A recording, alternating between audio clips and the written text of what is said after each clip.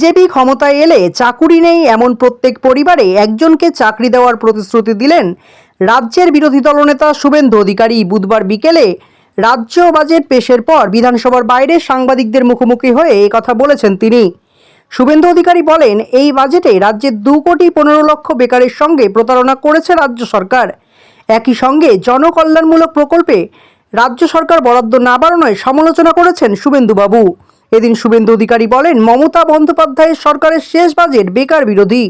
এই বাজেটে কর্মসংস্থান সৃষ্টির কোনো কথা নেই। বেকারদের চাকরির প্রতিশ্রুতি দিয়ে ক্ষমতায় এসেছিলেন মুখ্যমন্ত্রী, তিনিই বেকারদের সঙ্গে প্রতারণা করলেন। শুভেন্দুবাবু বলেন, এটা উত্তরবঙ্গ জঙ্গলমহল সুন্দরবন বিরোধী বাজেট।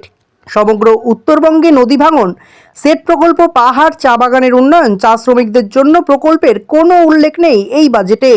এই বাজেট কৃষক বিরোধী। কৃষক বন্ধু প্রকল্পে কোনো বরাদ্দ বৃদ্ধি হয়নি, কৃষক বীমা প্রকল্পেও বরাদ্দ বাড়েনি, এমনকি প্রবীণ কৃষকদের ভাতাও বাড়ায়নি রাজ্য সরকার।